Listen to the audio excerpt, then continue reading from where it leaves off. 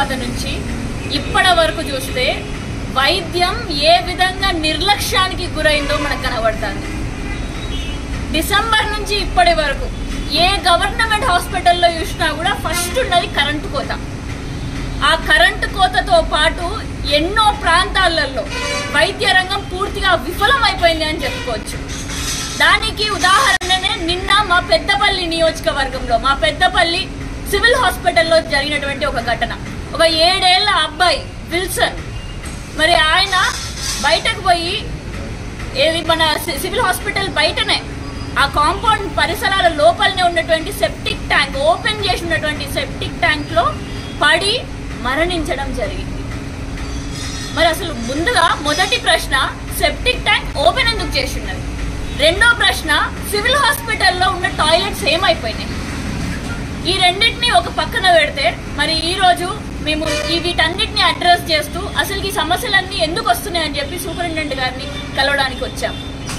మరి ఇక్కడ మాకు ముఖ్యంగా తెలిసింది ఏంటంటే వైద్యానికి కావాల్సినటువంటి శానిటేషన్, ఇక్కడ హాస్పిటల్కి రన్ అవ్వడానికి కావాల్సినటువంటి శానిటేషన్ అనేటిది మంచిగా లేదు. మరి దానికి ముఖ్య కారణం ఏంటంటే ఇక్కడ కాంట్రాక్ట్ ఇచ్చినటువంటి వ్యక్తులు, మరి ఆ కాంట్రాక్టర్లు ఆ సిబ్బందికి వాళ్ళకి జనవరి నుంచి ఇప్పటి వరకు వాళ్ళకి పేమెంట్ అనేది అందట్లేదు. మరి వాళ్ళకి జీతాలు అందకపోతే వాళ్ళు రెగ్యులర్గా వస్తారా? వాళ్ళకి జీతాలు అందకపోతే ఇక్కడ ఉన్న సమస్యలు తీర్చగలుగుతారా?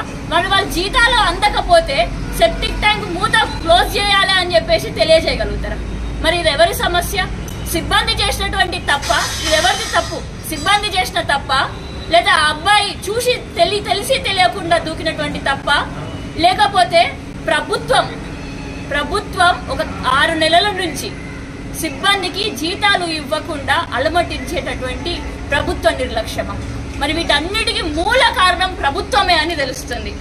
వీళ్ళు ఈ పిల్లలు, ఈ పేరెంట్స్ అందరూ కూడా మహబూబాబాద్ నుంచి ఇక్కడ వరకు చికిత్స కోసం వచ్చారు, నమ్మకం కొద్ది వచ్చారు. కానీ నేడు ఆ నమ్మకం మొత్తం బొమ్మైపోయింది. ఆ చిన్న అబ్బాయి మరణించడం జరిగింది.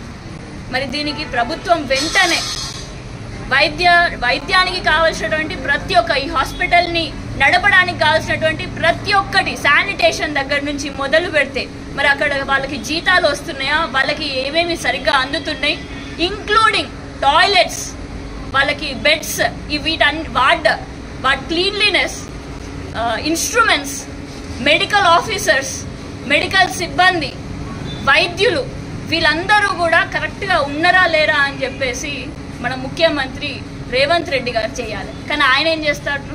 నేడు కాంగ్రెస్ ప్రభుత్వంలో ఏం జరుగుతుంది?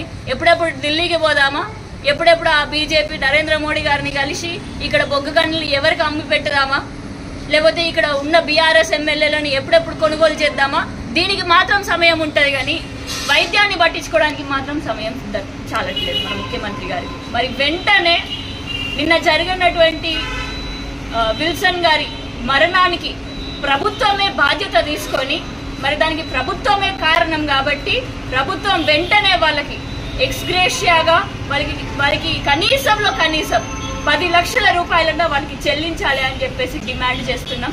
ఎందుకంటే ఈ 7 ఏళ్ల బాబుకి ఎంతో పెద్ద ఫ్యూచర్ ఉన్నది.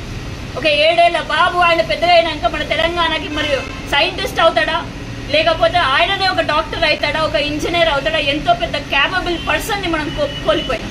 కాబట్టి వాళ్ళ ఫ్యామిలీకి అండగా ఉండాలి అని చెప్పేసి ప్రభుత్వాన్ని మేము డిమాండ్ చేయడం జరుగుతుంది. మరి తక్షణమే ప్రతి ఒక్క హాస్పిటల్లో వెంటనే అక్కడ కాంట్రాక్ట్ ఎంప్లాయీస్, ఈ విధానం ఏదైతే నడుస్తుందో అది కాంట్రాక్ట్ ఎంప్లాయీస్ రూపకంగా కాకుండా వాళ్ళని కూడా పర్మనెంట్ చేసి, ఆ పర్మనెంట్ చేసిన తర్వాత వాళ్ళకి జీతాలు వచ్చే విధంగా చేసి ఈ రిసోర్సెస్ అన్నిటికీ మరి మూల బాధ్యత మన ప్రభుత్వమే తీసుకోవాలి అని చెప్పేసి నేడు మేము బీఆర్ఎస్ పార్టీ నుంచి మేము డిమాండ్ చేయడం జరుగుతుంది. మరి నేడు ఈ కార్యక్రమానికి పిలిచిన వెంటనే తప్పు ఎక్కడ జరిగినా కూడా నిమిషాల్లో మేము ఉంటాము అని చెప్పేసి ప్రత్యక్షమైనటువంటి మా కౌన్సిలర్లకి, భిక్షపతి అన్న గారికి, సీన్ అన్న గారికి, అదేవిధంగా ఎంపీటీసీ సంపత్ అన్న గారికి, బొంకూరి సన్ని అన్న గారికి, వచ్చిన యువకులు మరి వాహిద్ భయ్య గారికి, అదేవిధంగా బొల్లం భూమేష్ అన్న గారికి, రవి అన్న గారికి, కొమరన్న గారికి అందరికీ కూడా పేరు పేరున ధన్యవాదాలు తెలియజేసుకుంటూ అందరికీ జై తెలంగాణ.